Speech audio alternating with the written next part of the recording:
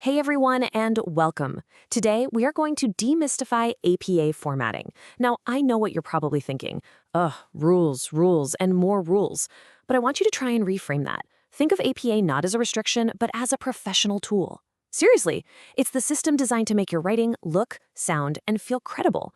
That way, you can stop stressing about style and start focusing on what really matters, your awesome ideas. Okay, let's dive in. So, let me ask you this. Have you ever spent what feels like an eternity, like 15 solid minutes, just staring at a citation trying to figure out where a single comma or period is supposed to go?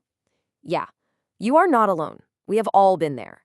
And while it can be super frustrating, believe it or not, there's a really good reason for all this precision. So what does APA even stand for? It's the American Psychological Association, and they're the main professional group for psychologists. A huge part of their job is to set the standards for how we all communicate our research and ideas.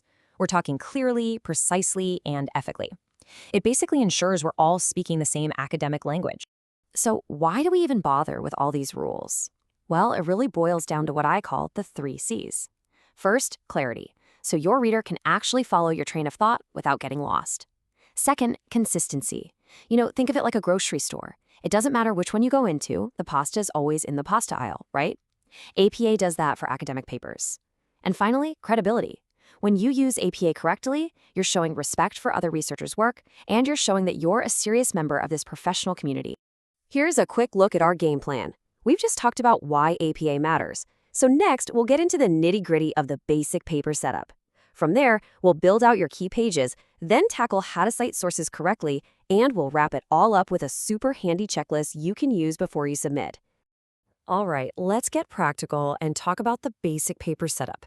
These details might seem really small, but trust me, getting this foundation right from the very beginning will save you so much time and headaches later on. You just set it up once in your document and you're good to go. Okay, first things first, there's a crucial difference you need to know about. For this course, and for most of your classes here, you'll be writing what APA calls student papers. The focus is on clarity and your learning. Professional papers, the kind meant for publishing in journals, have a few extra things, like a running head and an author note. But for our purposes, you don't need to worry about those. We're keeping it simple and clean. Now, these are the universal settings for your entire document. APA 7 is actually pretty flexible on font. You can use stuff like Calibri 11, Arial 11, or good old Times New Roman 12. The key is to just pick one and stick with it. Then, make sure your margins are set to 1 inch on all sides. The entire paper needs to be double-spaced, and I mean everywhere, with no extra gaps between paragraphs. And finally, get that page number up in the top right corner of every single page, starting with page 1. Next up, let's actually construct the main parts of your paper. We'll start with the very first thing your instructor sees, the title page. Let's break down the student title page step by step. First, just hit enter 3 or 4 times to get your title down from the top a bit. Your title should be centered and in bold. Then, 1 double-spaced line below that, put your name, no bold this time. After that comes your affiliation, the course, your instructor's name, and the due date. Each one of these gets its own line, all centered and double-spaced. Okay, on to page 2. This is where your paper actually begins. And here's a really crucial point, so listen up. You repeat your paper's title at the very top of the page. It's centered and bold, just like on the title page. Then you just start writing your first paragraph. That paragraph is your introduction. You do not, I repeat, do not add a heading that says introduction. That's a super common mistake. Headings are basically the road signs for your reader. Think of level 1 headings as the signs for the big main sections of your paper. The format is easy, centered, bold, and you use title case, which just means you capitalize the important words. This tells your reader, hey, we're starting a major new topic right now. Now, what if you need to break down one of those main sections into smaller parts? That's where a level 2 heading comes in. Notice the difference in formatting. This one is aligned to the left, but it's still bold and in title case. It shows you're just diving a little deeper into the main idea you introduced with that level 1 heading. And honestly, for most student papers, these 2 levels of headings are all you're ever going to need. Okay, let's talk about the absolute heart of academic integrity, citing your sources. And this isn't just about avoiding plagiarism. It's about professionally and ethically showing your reader where your ideas came from. It's about giving credit where credit is due. So in your paper, there are 2 main ways to cite a source. The first is called a parenthetical citation. That's where you pop the author's name and the year in parentheses right at the end of the sentence. The second is a narrative citation, where you actually weave the author's name right into your sentence, followed by the year in parentheses. Both are totally correct, and using a mix of them can actually make your writing flow a lot better. So what happens when your source has more than one author? It's actually pretty simple. For one author, it's just their last name and the year.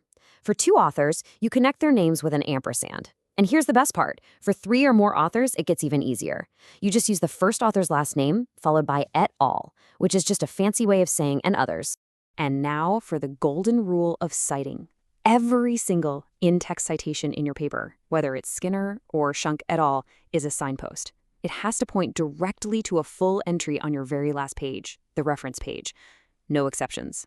This is the contract you make with your reader so they can find the exact sources you use. You know, every single reference entry follows this simple, beautiful 4-part pattern. Who wrote it? When did they write it? What is it called? And where can I find it? Author, year, title, source. Seriously, once you memorize this pattern, putting together your reference list becomes so much easier. Let's see how that 4-part pattern looks in action. For a book, you can see the title is italicized. For a journal article, notice it's the journal's name and the volume number that are italicized, and you include that DOI link if it has one. For a website, you've got the organization, the date it was published, the title of the page, and the URL. See? The pattern always holds, it's just the little details that change. We're in the home stretch.